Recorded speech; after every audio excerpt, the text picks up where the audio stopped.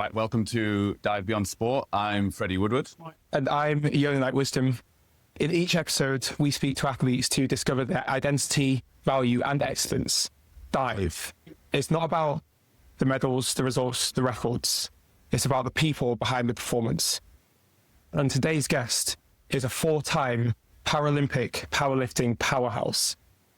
After an intense battle with Crohn's disease and taking on the tech world with his app exercise, he's made a dramatic comeback to the bench in the hunt for more sporting success. Ali Jawad, welcome.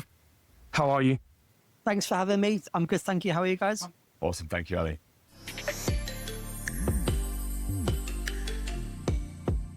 So just to kick us off, Ali, for maybe people who aren't super familiar with your story, just how would you sum up who you are right now? Oh, what, right now? Oh, well, you know, your story, just sum up Ali Jawad right now for the people. Yeah, so I was born with a disability, so I'm a double leg amputee. I've obviously competed at 4 Paralympic Games, founded a tech company that allows disabled people to exercise independently. And I'm also doing a PhD on top of that for my sins. So I'm very busy. Yeah, well, that's a lot going on there. But I think Yona, I'll handle it. I'll let it over to you to dive into some of these little bits. Yeah, that's a bit much. You got a lot going on. But one thing that you didn't mention is your battle with Crohn's disease, which I mentioned in the introduction. And I want to dive straight into that because it's something that more than 500,000 people in the UK live with, and living with it is one thing, but being an athlete with Crohn's disease, I imagine is a whole different challenge. You got your first major Crohn's disease flare-up, probably at the worst time. Yeah, how did that affect you? Yeah, so I started getting symptoms the day before I competed at the Beijing Paralympic Games. I thought that because I was in a village, different environment, different habits, different people, I'm bound to get a bug. The thing is, as athletes, you train through things, but this was a little bit different. I felt like really ill. And then I think I started getting pain in my right side of my stomach. I lost 3 kilos overnight in body weight. And I remember the next day they were going to pull me out, but I insisted that I compete because it was obviously my first time. I wasn't really there to medal, not really. Mm-hmm. I was only a child back then. So luckily I competed, didn't come last, which was good. And then flew back to the UK, and it was the start of 9 months of battling with something that I was unsure that I had. Within, I think, 8 weeks of coming back to the UK, I'd lost 20 kilos of body weight. I was very ill. I was bedridden. I was seeing blood in the toilet. I wasn't eating. And somebody described me as a legless zombie, which is funny. Yeah, like I started getting tested for things like cancer and stuff, and luckily it wasn't cancer, but at the same time we didn't know what was wrong with me until a routine blood test 9 months afterwards. The consultant said, your inflammation levels are through the roof. I think you've got Crohn's. And that's when I got diagnosed, I think, about 8 or 9 months after that. And that obviously started a roller coaster battle. I mean, like, how did that change you as a person? Obviously, you go into Beijing, I presume, super excited about your first games, trying to push yourself as hard as possible. You said you weren't going in for a medal, but you probably had dreams of how your performance might go and how it might benefit your future career, how that'll influence the path towards hopefully a medal in the years to come. How did the Crohn's diagnosis kind of change your identity, change how you looked at yourself, change how you approached your sport? Yeah, so I remember when I got diagnosed, the consultant said that it's obviously uncurable. You can't cure it. You can only manage it. And your life's about to change. And I think from his experience, no Crohn's sufferers ever won a medal at any Olympic or Paralympic Games. Wow. At the time, this was 2009. He said that because of how unpredictable it is, medical science just hasn't caught up to athletes with Crohn's, and nobody has dared to actually pull it off. So he advised me to retire and to focus on my health. And obviously being me, I was like, come on. Like, I'm going to be a guinea pig. I can do this. Who cares about medical science when it's in my control, not knowing what was going to come. And like, obviously I started to make a comeback, but it was really bad, actually. I actually made myself worse. Didn't know what I was doing. And then in 2010, I guess I caused myself a huge flare because I came back too early, not knowing how to navigate it properly. And I had to have life-saving surgery to save my life, basically. And if that wasn't enough, I thought, that's probably the time to retire now, because obviously what I'm trying to do isn't working. The issue was when I woke up from the operation to take out an infected part of my intestine, I was about 2 years away from London, and I really couldn't allow the parade to go by in my home city without me being there. So even though I was told to retire and had this life-saving surgery, I thought, screw it, you might as well die for it, let's give it a go. And that's what I did. I mean, you kind of touched on that then, but under those not many people will have to make such tough decisions, right? And so what do you think was the main kind of burning thing inside you that was really driving that on? What was it? The home crowd? Was it the Olympics? But what do you think was inside you that was so like, no, I don't care, I'm going to push through this? It sounds weird, but for me, it wasn't a hard choice at all. Since I was 6, I wanted to medal at the Paralympic Games. And for me, this was just a hurdle that athletes go through day to day anyway. Obviously, it's a huge hurdle, but I felt like athlete stories are all about comebacks on a day-to-day basis. It could be injury, illness, life, family, friends. And for me, it was just another hurdle that I had to overcome. Yes, it's something that I had to navigate, which has never been done before. I had to also convince a team around me of, experts that, they had to let me do this because of the risk. And also, nobody's ever done it. So I just thought, like, maybe I could be. And I would regret if I didn't at least try. And that's what it was for me. Yeah. But I guess that normally for a lot of people, uncharted territory means impossible, right? So the fact that it was uncharted made you more motivated or that's what I'm kind of hearing is so interesting, I think. I think it's, I don't mind failing if I had a goal that was worth it. And I always say to people that I knew the process was going to be more important than the outcome. And in that process, I had to really focus on how do I manage these symptoms? How do I manage my nutrition, my training, listen to my body, the side effects of very toxic medication? How do I navigate all that and still manage to train consistently to a point where I'm good enough to make any games? So for me, it wasn't the focus on getting to the games and medaling. It was, what can I do tomorrow and the next day and the next day? And can I accumulate enough consistent days to give myself a chance? That's all it was. Wow. I mean, that's remarkable.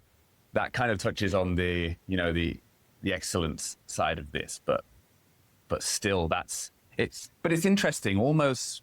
I mean, that's such an immense challenge, but almost, again, that sounds to me like if you kind of break that down, because you could, maybe you are going day by day, right? But maybe that actually, you're just focusing on what can I do in the moment. And that's actually powerful, right? Well, the thing is, with Crohn's, it's so unpredictable, it's not in my control. But what is in my control is how I live my life and how I approach the, I guess, unpredictability of it.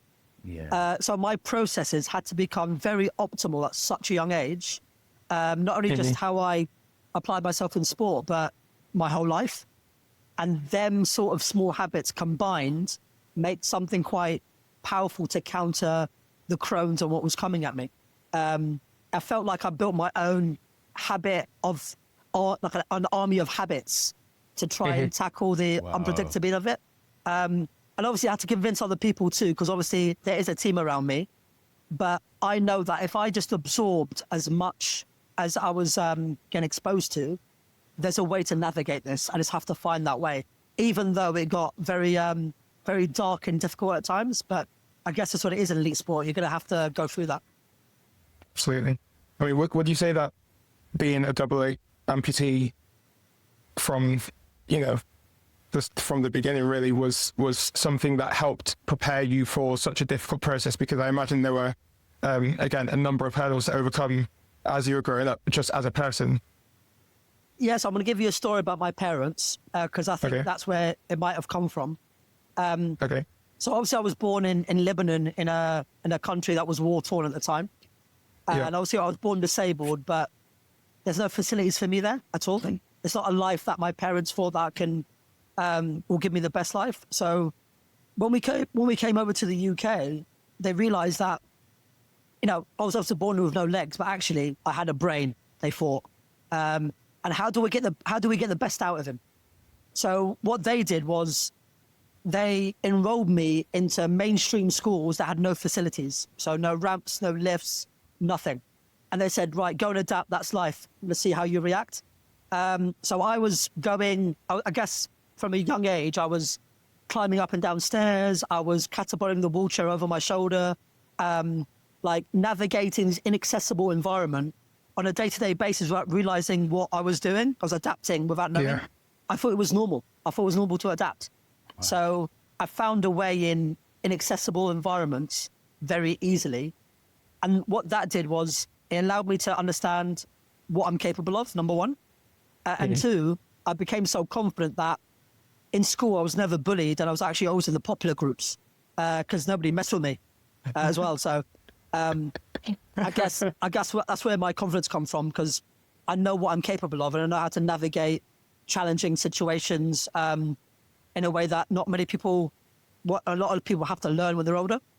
Yeah, that's crazy. That was a conscious decision from your parents, because the easiest approach is protection, right? And how to make life more comfortable, easier, without putting you too far out of the comfort zone. But they threw you right into the deep end. It was a risk on their part. Yeah. And it would never happen now. Like, it would never happen.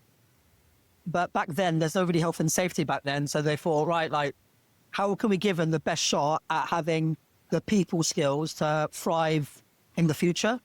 How do we make him as independent as possible? And this was probably their way of doing it. Obviously, Arab parents are quite strict anyway. And they're quite controversial in how they raise kids. But I guess that, for me, was the example of actually I can see where it started. Wow, it reminds me of I was reading this book, Think and Grow Rich, but basically the author, I think his son was born without outer ears. Right. I think the inner ear was there, but the outer ear wasn't there. But the father kind of refused to believe that the kid would never be able to hear. But whereas all medical advice is saying, well, your kid's never going to hear, of course. But eventually his son kind of figured out, before it was a thing, like almost bone conduction, where it was something like he'd put his mouth over like on a piano or something. And then the sound would like resonate through his jaw, and he'd like, they could tell that like he was listening to, and then he went on to do also amazing work for deaf people in that regard. And it's just kind of that it's a similar-ish story, I think, to me, of like, sort of don't give up on it. If you set the boundaries, then you'll stay in that. But if you don't set the boundaries and say it's possible, I think my parents were in a mindset of, if we expose him to adversity on a day-to-day basis, it becomes his norm that he has to adapt, and nothing will faze him. And I think I'm a big fan of putting yourself in adversity on purpose, just to see what you're capable of, what you can navigate. And actually, even if you don't try and navigate through it, you do learn a lot about yourself for the future obstacles along the way. I think that's what my parents thought. Like, can he navigate high-pressured situations in a way that is controversial, but actually could work for him in the future? And I think, they've done that. I think that's the one thing that they've given me that I can pinpoint when I was a child in terms of my adaptability to things now. Wow. Okay. And I mean, you just back on the kind of the identity side as well. You talked about from 6, your dream was to represent in the Paralympic Games, right? But that back then that wasn't powerlifting, or was it? It No, so it was actually not the Paralympic Games, it was the Olympics, because obviously the Paralympic Games, but then they weren't really a thing back then. Sure. So what happened was, my dad was watching the 96 Olympic Games, and he sat me down next to him, and I watched Michael Johnson pull off that incredible double, and I thought, Wow. this guy's absolutely insane. Like, it's amazing. Yeah. And it wasn't, not only did I thought I was witnessing, like I was seeing something incredible, but on top of the podium, he got very emotional. And I thought to myself, I'd love to feel what he's feeling. But how can I do that? How can I feel what he feels? And obviously I knew that I couldn't run like him because I'm, legless and can't run like a duck. But I thought if I can find a sport that could make me feel that, I'm going to go for it. And that was the spark. So where did powerlifting come from? Why did you choose powerlifting? Did it find you or did you find it? Yeah, it kind of found me by accident. So when I was 11, I started judo, and I got to a very good standard, I think, for about 4 years. But in judo, there's no category for me at the Paralympic Games. It's only blind or visually impaired. So at 15, I had to retire because there's no category for me. And my parents said, let's focus on your GCSEs because, we want you to be as academically bright as possible. And during my maths exam, I remember this, my friend forced me to go to the gym across the road from the school.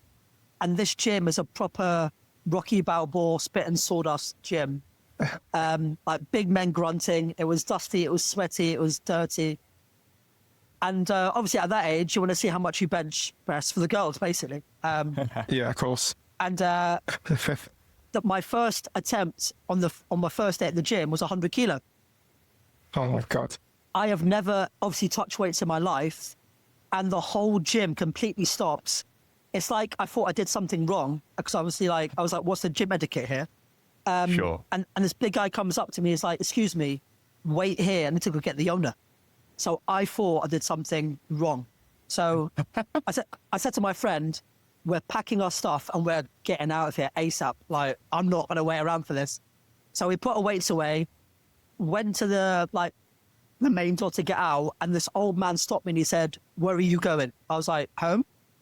He goes, how old are you? So I said, I'm 16. He's like, it's just your first time ever lifting weights? I'm like, yes. He goes, right, come with me, get on the scale. He literally weighed me. He's like, oh, he goes to me like, do you know what you've done? I was like, I have no clue. He said, you've just lifted 100 kilo and you're quite light. He said, you have to come back because I think you could make a Paralympic Games if I coach you. So yeah, we made a deal that I go there 4 times a week and for free as well, which is cool. And Wow. He coached me to a Paralympic Games 2 years later because and I also qualified on my birthday as well, which is great. That's crazy. But give us some more context. Sorry, how heavy actually were you at that time? Like, what was the ratio of how much you lifted compared to your body weight? Yeah, so I was 66. I was 66 kilo and I benched 100. My first ever day, and then to get to the games, I had to bench press 180 kilo, which is a huge standard as a junior 180. as well. Yeah, as a juniors don't make it back then. So Wow. I remember on my 18th or 19th birthday, it was the last qualification event, and I had to go for a British record, which was senior, which hasn't been touched in 25 years. I broke it 3 times and I went to the games.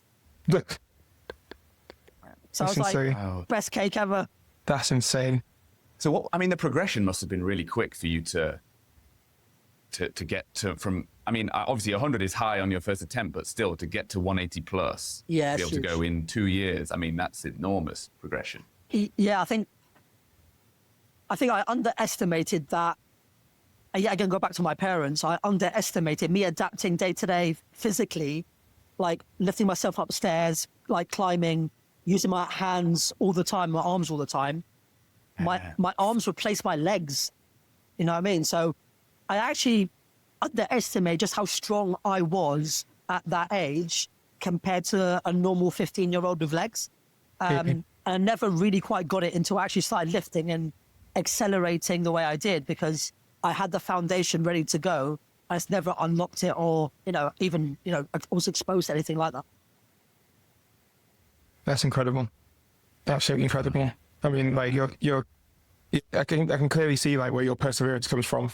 You mentioned your parents a number of times, how they created that situation from you. But also, you've clearly got very, like, strong values, like good values, in terms of your approach to the sport. And obviously, kind of taking a bit of a move. Powerlifting is a sport that maybe kind of encourages doping and not nice behaviours to progress. And obviously, you went through some very rapid progression, based on your natural ability. But you're quite strong in terms of your stance on anti-doping. Where does those strong values and that integrity come from? Because I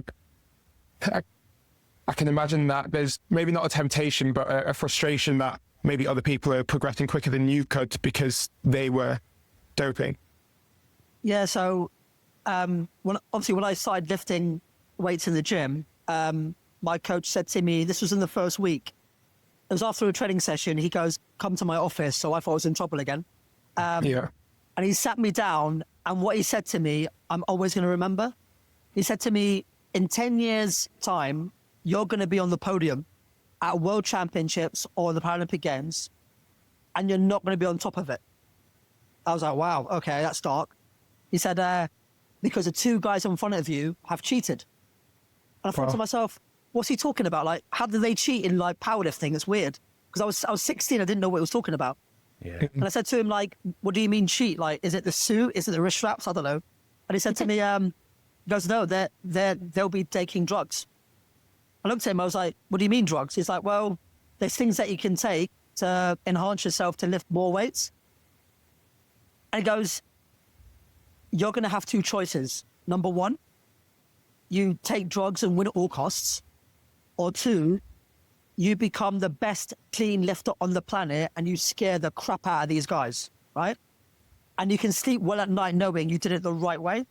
He said, if your option is not number two, I want you to get out of my gym now because I don't coach dopers. Wow. Respect to him. Respect to him. And that made me realize just what I'm up against.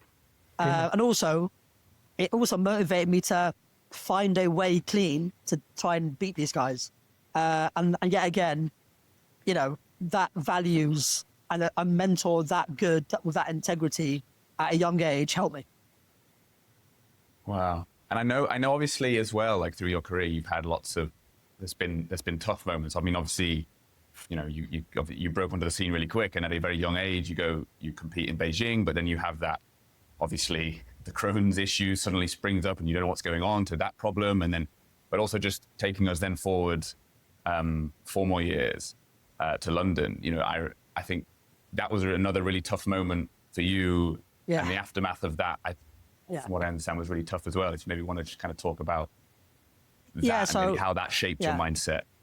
Yeah, so that was a big test because obviously after Beijing, I didn't compete for about 3 years, trying and be as healthy as possible, but also trying to train consistently. So what we decided to do was I moved up to Leeds to surround myself with a world-class team that could really not only guide me, but I'd have no distractions up there. And the medical issue of Crohn's was still unpredictable. We still don't know what we're doing. But the one thing that happened the last, I guess, 6 months before the games was, for the first time, I was consistent, and I was stringing together consistent training days. And I went from, I think I qualified last for the games. Wow. So I had no chance for a medal. I had no chance. But that 6 months, suddenly I started improving at a rapid rate, and behind the scenes, I became a medal chance out of nowhere. But we said that we will not tell the media. We're not going to hype this up. We're lucky to even be here, and we're just going to outdo them on the day. So obviously, London 2012 came. I didn't tell anybody about my shape. And obviously, I broke the European record, and people were going, this is crazy. So I went from last place to maybe third or fourth. And then there was a situation where on the last attempt, I was in, I guess you could say joint third, but in our sport, the lighter man wins if you lift the same weight. Okay. And obviously I lifted the weight that would have won me, I think, silver at the time, but the referees didn't give it to me. We thought it was a lift, so we protested. Now, the rules back then said that the jury have a minute to decide about overturning it. The issue was the jury took 20 minutes. And the jury, I think out of 5 of them, 4 said, yes, it's a lift, overtake it. But the one referee didn't, and I had to retake the lift. The issue was that wasn't in the rules either. So to compromise, they said you have to retake a lift. But I was like, well, I'm cold. 2, it's a maximal attempt again after 20 minutes. Yeah. So I went out again, used the crowd to try, get some energy in me. Went out, I lifted it again, and they still didn't give me it. So obviously I came fourth on body weight. So I lifted the bronze medal weight, but was on body weight. So after the aftermath, I think powerlifting realized that the rules wasn't robust enough for every scenario. So they changed the rules where now, because of me, that will never happen again. But it had to happen to me for them to realize that there was, inconsistencies with their rules. But yeah, I didn't get that medal. We wanted 2 bronzes awarded. And yeah, they said no. Mm-hmm. Yeah, so Well, no, sorry, Ali, but I think and the aftermath of that must have been quite difficult for you, right? Yeah, it was hard because I think I worked so hard to survive death to get there, and I felt that life owed me a little bit, but it didn't. For me, I was naive, right? I thought, I've tackled all these adversity along the way. I thought life actually is, willing to give me some luck, but it didn't. It was the worst luck, which was naive of me. And 2, it was me wondering whether or not people were right that a Crohn sufferer can't win a medal at the games, and this is just proof. Not knowing actually what I did was unbelievable just to even make it, and also unbelievable that technically I actually did win that medal, but external circumstances dictated otherwise. And but it was really hard for me to see that at the time. And it took me about, I think, 6 months to really accept that actually I did everything I possibly could. And it was a day where the referees kind of took that decision out of me. And also, what hurt the most was I saw the referee in the village the next day, and he apologized and said it should have been left. That's the worst. That's the worst thing. What's the point? Literally, what's the point? Because he could have actioned that at the time, and that would have been a hugely different result. And it's just so frustrating because we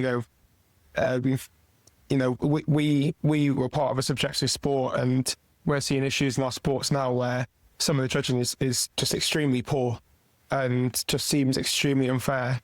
And it's like a judge giving you a score and then coming up to you the next day saying that score should have been increased, but that's what caused you to miss out on a podium or a final by a point, and it's just not beneficial at all.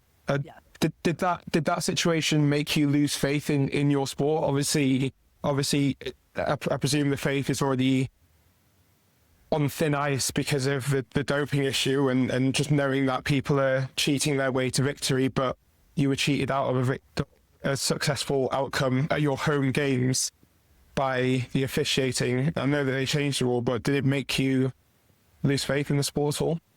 Oh, I hated them. Yeah, I hate the sport. Yeah. Not only was up against dopers that weren't getting tested as much as me, but also I've got a medical condition means that I have to try a little bit harder just to even try get anywhere near them.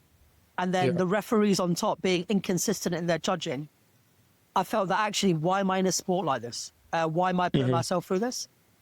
But then the one thing that I guess changed my mind was, I think you guys know Tom Whitaker. And he sat me down and said, look, think about what you can do in 4 years if I gave you the best team. You did this on 8 months of training in 4 years.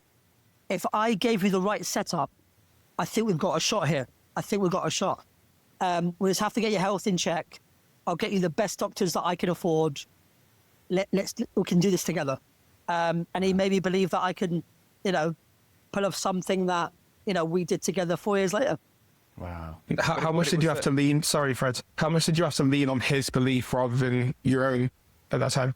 Oh, huge. I think he was the one that was the big reassurer. Tom is someone who has taught me a lot about stoicism in terms of it's your control to, react to external challenges, but external challenges shouldn't be in your thought pattern. It should be, how am I going to react to this? And there's always a way when other people can't see it. And it made me kind of grow up, I guess, but also optimize my processes to a level that I've never had. Obviously, my parents gave me the grounding, and my first coach gave me the hard work, but Tom brought in a science to it on top of that. And it was just like, this guy's genius. I was like, this guy's incredible. And within, I guess, after 2012, I went on to achieve my greatest, phase that I've ever had in my career, because someone, believed that there was a way. We just had to give me a better environment. Well, that's actually what I wanted to touch on next, because we were talking about these tough times and, coming off the back of 2012, and it's like, that was taken away from me. But then clearly things turned around quickly because, and like I say, under Tom's instruction, but also, your own, maybe more stoic mindset. But yeah, I think it's 2014 in particular, it's only 2 years later, and you're, arguably like the Commonwealth Games, for example, that was a huge moment for you. So things just really sort of stacked up quickly, right?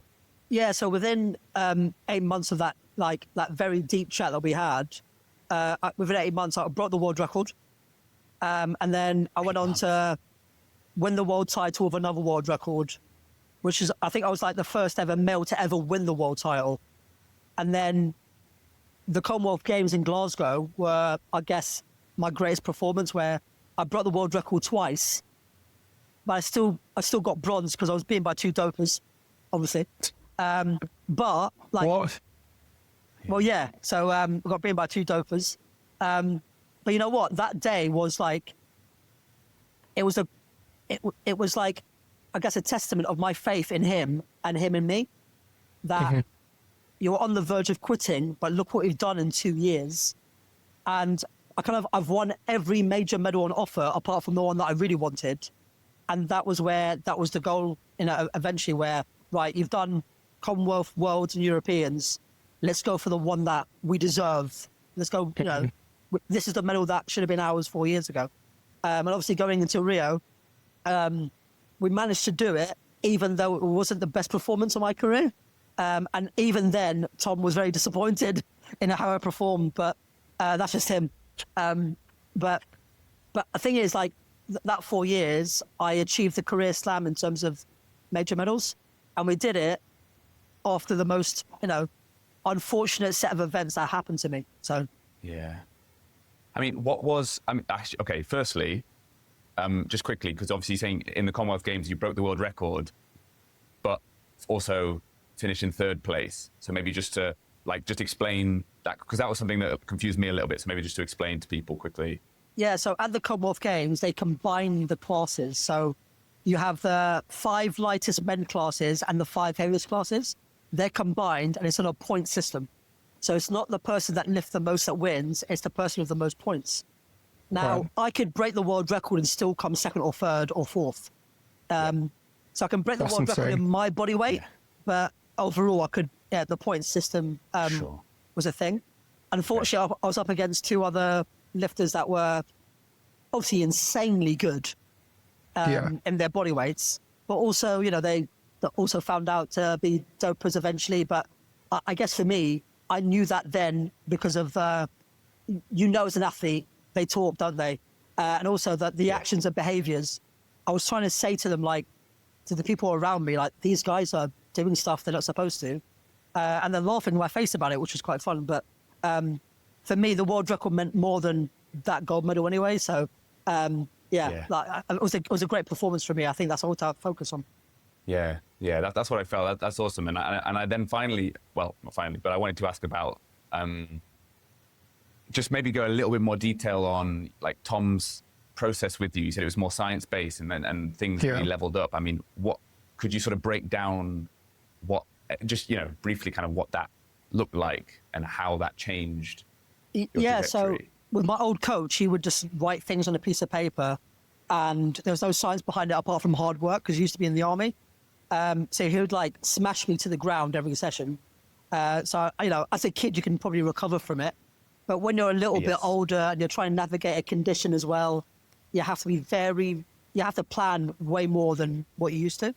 So Tom brought in, monitoring systems that I was not used to. So he monitored like my sleep pattern and my medication and my energy levels and my urine and my kind of tonnage and my sets and my reps and even the speed on the bar when I was lifting so we can make better choices. And he would like message me every day to ask how I feel and what I'm thinking. And he gave me an environment where it was centered on data and feedback. And then it was obviously up to him whether or not how he navigated that and how he guided me. But he made me understand if the data matches up with how I'm feeling. So usually when your emotions and your thought process doesn't match with the data, something is wrong. Usually it's you, not the data. So my ego had to be taken out and I had to really look at myself and go, am I really feeling this? Because the data is suggesting something opposite and maybe I need to change or I need to think deeper and deeper and deeper. So he made me subconsciously understand myself to a level that the self-awareness now was incredible. But back then I was like, I'm conflicted. Like I feel this, but the data's saying this and it's frustrating me and my ego hurts and it's bruising me. But Tom kind of got me to a level where I was so self-aware that the data didn't trigger me at all. It was actually a great tool to have. And it made me kind of pursue better decisions on a day-to-day basis, which obviously was great when it countered my symptoms. So like what was the target at that point? Obviously you wanted the Paralympic medal. That was the key. But day to day, was it a number that you were chasing? Was it a record? Was it the type of performance? Was it just the feelings based on the data? As you said, like what was the target? Tom's a big fan of doing small tasks daily, but consistently. He goes, always do the small stuff well. And when they're so well, because you do it so consistently, they will lead to bigger things. So he's always said to me that forget about the outcome. That's a distraction. If you have one eye on the outcome, then you've only got one eye on the process, a process which is difficult and hard and unpredictable, and we could miss something. And in your situation, the consequence is death. You know that. Well, so two eyes have to be on the process, and then we can then accumulate enough consistent days. Hopefully we get as close as possible, but forget about the outcome now. Let's focus on today and tomorrow and the next day and the next day. Make sure your patterns and your processes are as good as possible. And then if it gets you to a games and to a medal, great. If not, you've got some good processes there. So it was never about the outcome for him. It was all about let's kind of absorb ourselves in what we're doing on a day-to-day basis. And that's what it had to be, because with fighting an illness that was unpredictable, it is about day-to-day. It's not about 4 years. Yeah, and obviously that worked out in the best way possible. You got your Paralympic medal. Yeah. That was like the biggest relief ever. Even though the performance wasn't the best, and I actually won the medal my first attempt, so I knew that I'd done it. I guess subconsciously, all the emotion I eased off, I guess, which Tom hated, by the way. He doesn't like that. So I guess on paper we did it, but behind the scenes he was like, "Come on, you're in the best shape we got you in, and I wanted you to demonstrate it on the world stage," and he didn't do it. And to be fair, it was right. I let myself down that day because of I kind of let emotion override what we did the last 4 years. But at the same time, I achieved what I wanted. And I guess that was a good feeling as well. So for me, it was like it was a really weird feeling afterwards. It was like, I did it, but not in the way that I wanted. But I guess that's life. Right. Yeah, I guess a bit of a weird, bittersweet feeling, but that's the game. Like, emotion's always going to hit hard in those moments, but it's the training and the preparation and everything that prepares you to deal with that emotion in the best way. Because if you hadn't put all that training in, if you hadn't done it in Tom's scientific way and everything, that emotion would have hit harder, which wouldn't have allowed your performance to be good enough to get the medal. So, you know, it's not always the best performance that wins those medals. It's whoever can screw up the least, I guess, in those moments. Yeah, I think you're right there. So I think what Tom did, he got me so good, that it gave me a huge buffer for mistakes. Exactly. But things with Tom, it's like, we got you in such great shape. This is the occasion where you demonstrate that. This is what we've worked on for years, and this is now go show the world what we've done. And at the time, I was like conflicted how I felt, but afterwards, I was like, he's right. Like, I should have made my emotions better in check. I should have trusted what we've built, and I should have let it affect me, or kind of the 4 years of her kind of affect me. But also, it gave me a huge lesson that regardless of how well you prepared, you still need to be able to execute and manage your emotions at the highest level. Yes. And yeah, like for me, I guess you can argue my 2012 performance was better than my Rio one, and I came out with a medal in a situation where I should have done. Yeah, that was something I was wondering, because like I was wondering which one you would rank as your best performance, but you kind of said it right there, and that's super interesting. And you know, not to skip the rest of your athlete story, but I just want to ask, like, how that process and that focus on those details, how that then transfers into the business and the tech world that you're now in. Yeah, actually, well, I think athlete behaviors and traits translate very well in a way that I think is underestimated. So during COVID, I think it was the first lockdown, I knew that Tokyo was going to be my last games. My health had gone to a stage where I guess it was so hard to come back all the time. And I started thinking about my career, not in terms of medals or how good I was, but actually back to the beginning of me being disabled in a gym with no disabled people. And I always wondered, why didn't disabled people come to the gym? Like, I love gym. So like, it's made me stronger and more agile, and, you know, I got a lot of friends from it. So I felt like, why can't more disabled people go to the gym? And has that changed in the last 15, 20 years? And the answer is probably not. And at the time, I realized there were so many fitness apps that were available, there must be one for disability. So I did my research like I do. And within 2 hours, I realized that there were 71,000 fitness apps available, but none catered especially for disability. And I knew then that it had to be me. Yeah. Wow. So, I mean, can you maybe just talk on that a little bit more? Like what that journey's been like? It's been a roller coaster ride, but I guess I'm used to that. So, for example, so like, for example, like, I'm not a coder, I'm not a tech engineer, I don't know what I'm doing. All I know is I've got an idea and I need somebody to build it for me, right? So you had to go away, like, one, validate the idea, number one. Like, is there a need for this? Yeah. What features I'm on a launch with?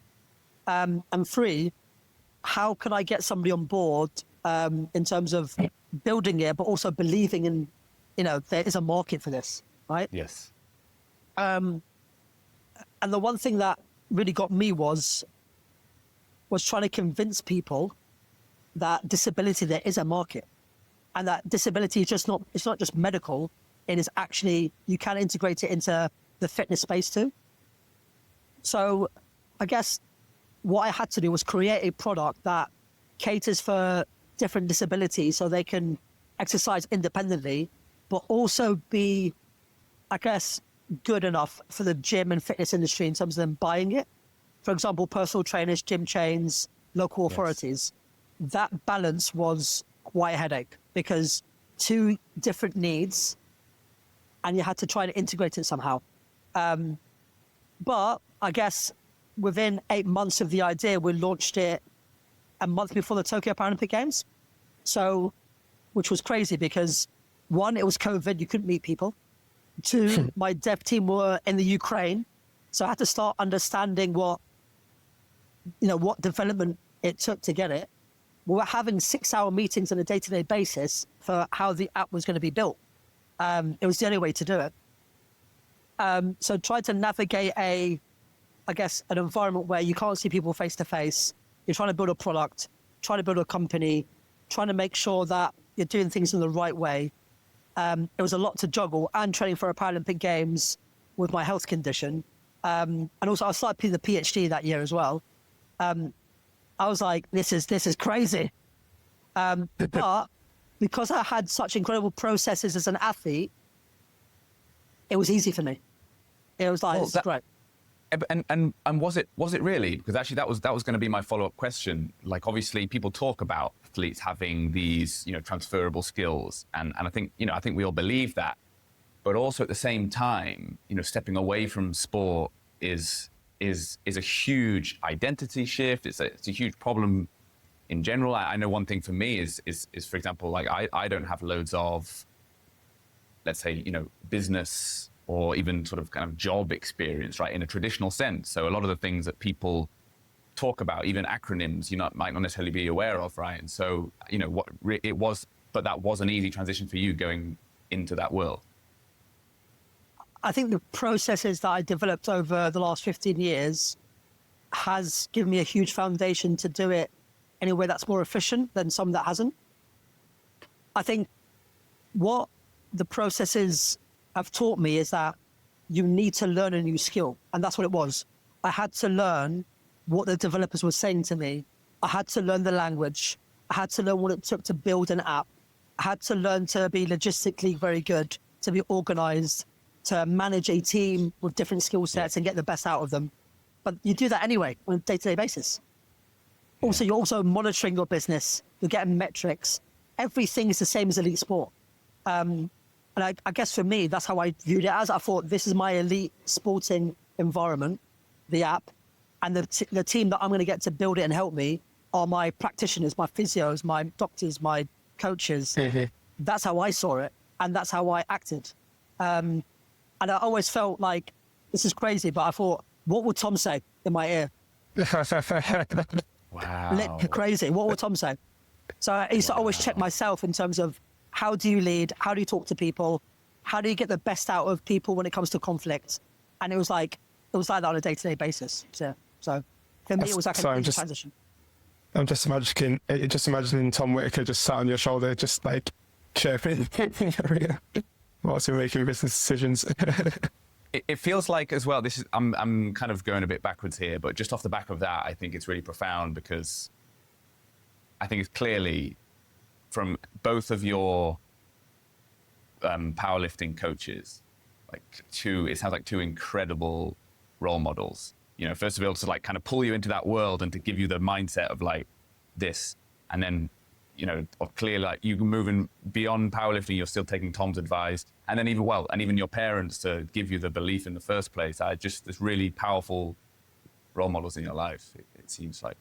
I've been quite lucky in that sense. I think not many kids get role models of that sort of integrity and the values, and the way they educate you it's quite hard to do, to try and educate a kid on adult traits and behaviors and try to nurture that and also give them space to make mistakes and trying to expose them to different things at the right time.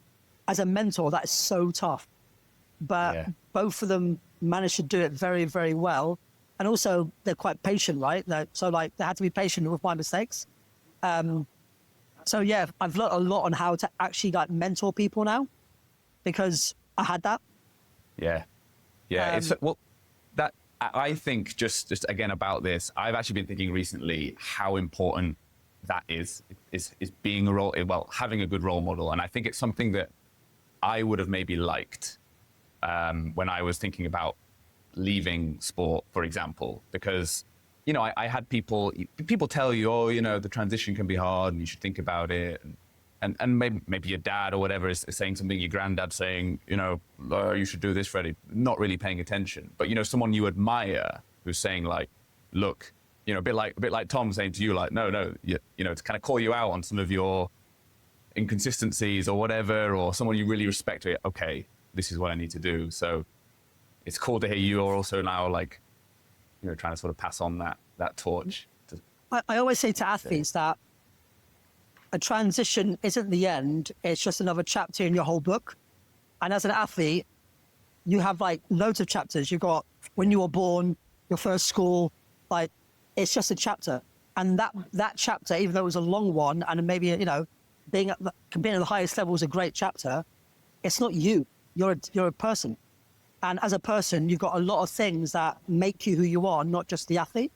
And a lot of people, I don't know why they put so much emphasis on, you know, the athlete side of them when they've got so many other traits there that they can, you know, nurture and develop. And I never quite got the mindset of, oh, I've lost my identity as a person. Like, why? It's just one trait. Yeah. You're actually so much more than just your sport. Yeah. So for me, like, I never had any problems with kind of rolling away from sport and being bad about it. Because I felt like Ali Jawad, the entrepreneur's coming now. That's my chapter now. Like, and actually, I'm so grateful that I had the previous chapter to help me in this chapter. Yes. Based on that, though, you've obviously made a return to sport, and you've come back at the surprise of many, maybe. I'm intrigued to know, do you count that as a continuation of the original sporting chapter? Is it a new sporting chapter, and what does excellence and success look like for you in this comeback? Yeah, that's a good question. So people thought I was having a midlife crisis. But I think the one thing that I guess I wanted to come back was that the Tokyo experience was so bad that I felt like, do I really want to end it like that? And if I had the opportunity or the power to change it, could I? So for me, it was, one, am I in remission? Am I healthy? Two, is it even possible to think I'd come back at my age after 4 years off and compete with these incredible lifters now? And three, it was, is my next chapter going to potentially, I guess, get in the way of the comeback? Because we know what it takes to compete at that level, right? But then I realized that actually I've got so many good habits and processes in place that can probably do both in a way that's balanced and more, I guess, like smarter. And what I've learned is that there's always a way to navigate through stuff.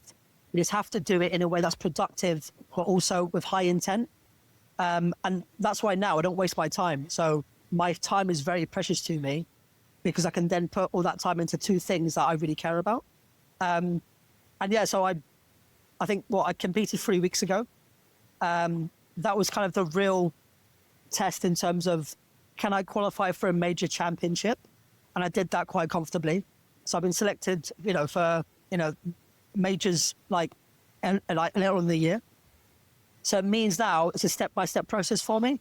I'm not obviously expecting to come back and win medals, but what I'm doing is like, can I now end it on my terms in a way that I want, regardless of the outcome? Because if I can just have the processes that were better than last time, maybe I'll get close. And that's okay for me. So for me, like, if I don't come back with a medal around my neck at the Paralympic Games in LA, that's okay, because that's not what I was there for. That's not the reason. Yeah. But if I did, I'm going to drive to Vegas and it'll be a great week. It'll be a great week. Absolutely brilliant. I love that. And that's exactly the way it should be. Exactly. Medal to you in Vegas. Yeah. Absolutely. Yeah. Yeah. I did want to give you a quick opportunity as well, just to maybe just speak briefly about your PhD and what that's about and what that's looking like right now. Yeah, so I think I chased controversy on purpose. So the PhD is anti-doping and integrity issues in parasport. A lot of the research on doping is from the Olympics on non-disabled sport, but it doesn't really measure the prevalence of doping in parasport. And also in parasport, there's actually more ways to cheat. You've got classification, and a lot of people exploit their medical conditions to cheat. So actually, you can argue that parasport has way more ways of cheating, but it needs to be regulated to a higher standard. So my PhD is trying to uncover the prevalence of these methods, but also try find recommendations that the system can use in a cost-efficient way that they can be applied in the future. So it's all about policy change, really. Oh, wow. Wow, that sounds challenging. But are you making some headway? I mean, it must be a difficult process, but... The process is difficult because the participants are rare, because of the niche topics that are involved. But I have found that, I guess, there's going to be a lot coming in the future that will potentially go viral in terms of the results. And I think there'll be a lot of people looking at themselves in elite sport thinking, if this is the actual data, then we need to change our ways of working and how we protect athletes in the future. So I'm hoping it leads to something. But after I graduate, I'm not going back into academia. Screw that. Like, I just want to be like a legless doctor and I'll be out of here. Wow. Well, and you've tried it. I love it. Yeah. Ali, as well, I did just have one more quick one from me. You slightly maybe hinted at this, but just based on what you said in the beginning about watching Michael Johnson and seeing him stood on the podium, but you saw his emotions and you said, I want that. I want to ask did you have your Michael Johnson moment? I did, but it wasn't at the Paralympic Games.